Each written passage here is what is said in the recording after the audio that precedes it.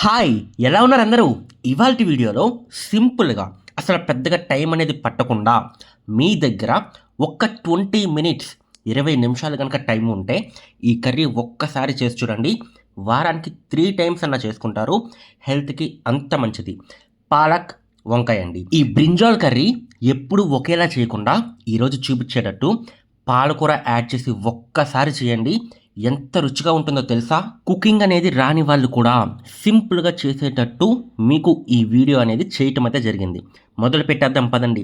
ముందుగా బౌల్ పెట్టుకొని ఇందులో ఒక 4-5 స్పూన్స్ ఆయిల్ వేసుకొని, ఆయిల్ హీట్ అయిన తర్వాత ఇందులో ఫస్ట్ మిర్చి ఒక 5 మిర్చి అయితే మంచిగా సన్నగా చిన్నగా కట్ చేసుకొని వేసుకున్నాను. ఈ పాలక్ బ్రింజాల్ కర్రీ ఏదైతే ఉందో మనకి గ్రేవీ అనేది మంచి కన్సిస్టెన్సీగా రావాలంటే ఆనియన్స్ వీలైనంత సన్నగా కట్ చేసుకోండి. చూసారా నేను ఎంత సన్నగా కట్ చేశానో. 2 ఆనియన్స్ అయితే తీసుకున్నాను నేను. క్వాంటిటీ చెప్తాను చూడండి. 2 ఆనియన్స్, ఒక 5 మిర్చి వీలైనంత సన్నగా కట్ చేసుకున్నాను. పాలక్ వచ్చేసి ఒక పెద్ద కట్ట అనమాట. నార్మల్‌గా మనకి బయట మార్కెట్‌లో ఈ పాలక్ అనేది ఒక 20 రూపీస్ అడిగితే వాడొక కట్ట ఇస్తాడు. అది సరిపోతుందండి. వీటితో పాటుగా ఒకే ఒక టొమాటో. ఈ టొమాటో కూడా వీలైనంత సన్నగా కట్ చేసుకోండి. అయితే ఇప్పుడు మనం వేసిన ఈ టొమాటో, ఆనియన్, మిర్చి అన్నీ కూడా లో ఫ్లేమ్‌లో మాత్రమే కుక్ చేయండి. మనకి గోల్డెన్ కలర్ వచ్చేయాలండి. ఓకేనా? అయితే ఈ బ్రింజాల్ పాలక్ కర్రీ అనేది ఇంత టేస్ట్ వస్తాకి ఒకే ఒక టిప్ ఉంది. అదేంటనేది నేను మీకు చెప్తాను. ఇప్పుడు కుకింగ్ చేసేటప్పుడు పాలక్ వేసిన తర్వాత చెప్తాను. అసలు ఎంత కమ్మగా ఉంటదంటే ఇది చపాతీలోకి గానీ, వైట్ రైస్‌లోకి గానీ అద్దిరిపోతుంది. ఇందులో ఓకే పెద్దగా మనం మసాలాస్ అనేవి వాడం. సింపుల్‌గా అవి చేసేస్తాం. అలా ఒక్క ముద్ద తిన్నామంటే అసలు ఏ మసాలా కూడా ఎక్కువ అవ్వకుండా స్మూత్‌గా, సింపుల్‌గా వెళ్ళిపోవాలి. అదే కాన్సెప్ట్. ఓకే. ఇందులోకి ఒక హాఫ్ కేజీ బ్రింజాల్ నేనైతే తీసుకున్నాను.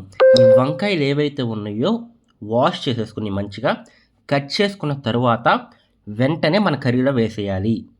కట్ చేసుకుని పక్కన పెట్టుకోవద్దండి. పెట్టుకుంటే మీకు చేదొచ్చేస్తుంది వంకాయ అనేది. కట్ చేసుకున్న తర్వాత వాటర్‌లో వేసి అలా ఉంచుకొని వెంటనే కర్రీలో వేసేసుకోండి. ఓకేనా? ఎక్కువసేపు పక్కన ఉంచొద్దు. మీరు గమనిస్తే ఇప్పుడు నేను వేసింది అల్లం వెల్లుల్లి పేస్ట్ అనమాట.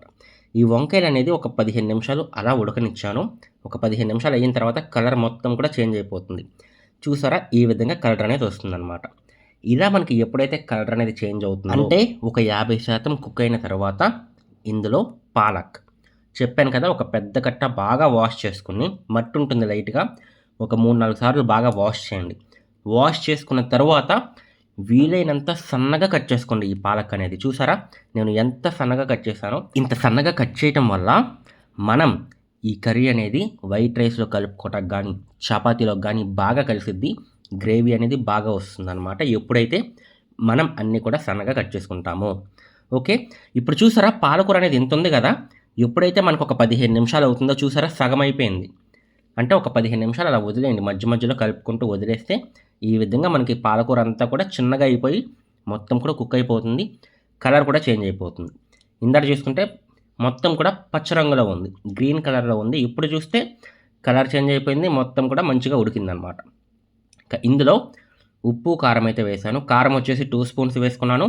సాల్ట్ కూడా 2 స్పూన్స్ అయితే వేసుకున్నాను. ఈ 2 వేసిన తర్వాత బాగా ప్రతి ముక్కకి పట్టే విధంగా ఈ విధంగా ఒక 3-4 నిమిషాలు బాగా కలపండి. ఈ ఉప్పు, కారం ఏవైతే ఉన్నాయో బాగా పడతాయి. అంతే. ఇంతకు మించి ఇందులో ఏమీ వేయమండి. ఓకేనా? మనకి టేస్ట్ మొత్తం కూడా ఇందులో మనం వేసిన మిర్చి గానీ, కరివేపాకు గానీ వీటి నుంచే మనకు రావాలనమాట. పాలక్, అలాగే బ్రింజాల్ ఇవన్నీ బాగా ఉడికి మనకు రుచి అనేది రావాలి. ఇందులో ఎటువంటి మసాలాస్ మనం వెయ్యం. ఈ గరం మసాలాలు ఏమి వెయ్యమనమాట. ఇవన్నీ వేస్తే మనకి చెడిపోతుంది. మనం అనుకున్న టేస్ట్ అనేది రాదు. ఇంతే జస్ట్ ఉప్పు, కారం వేసేసి లైట్‌గా వాటర్ పోసాను. ఒక చిన్న గ్లాస్ వాటర్ ఎందుకు పోసానంటే ఇప్పుడు ఫైనల్ టిప్ దీనిని ఒక్క 20 నిమిషాలు లో ఫ్లేమ్‌లో అలా ఉడకనివ్వాలి. 20-25 నిమిషాలు మనకి కర్రీ మొత్తం కూడా దగ్గరికొచ్చేయాలనమాట. మీరు గమనిస్తే మనకు కొంచెం వాటర్‌గా ఉంటదిప్పుడు. అదంతా కూడా దగ్గరికొచ్చేయాలి. ఒక 20 నిమిషాలు అయిన తర్వాత అండి చూసారా మనకి ఏ విధంగా ఉడికిందో ఈ విధంగా లైట్‌గా పులుసు వచ్చే విధంగా ఉంచుకొని లైట్‌గా గ్రేవీ వచ్చే విధంగా ఉంచుకుంటే తింటాకి చాలా బాగుంటుంది. మీకు అసలు ఈ పులుసే వద్దనుకుంటే అంటే లైట్‌గా ఇప్పుడు మనకి పులుసుగా ఉంది కదా! అసలు ఇదేమీ వద్దనుకుంటే ఇంకొక 15 నిమిషాలు లో ఫ్లేమ్‌లో అలా ఉంచేయండి మూత పెట్టేసి. ఉంచేస్తే మనకి పులుసు మొత్తం కూడా ఆవిరైపోతుంది, దగ్గరికి వచ్చేస్తుంది, ఇంకా దగ్గరికి వస్తుంది, ఇంకా చిక్కగా గ్రేవీగా తయారవుతుంది. అది కూడా చాలా బాగుంటుంది. ఓకేనా. నేనైతే కొంచెం లైట్గా పులుసు ఉండే విధంగా ఉంచుకున్నాను. ఈ కర్రీ అనేది వైట్ రైస్లోకి కానీ చపాతీలోకి కానీ చాలా బాగుంటుంది.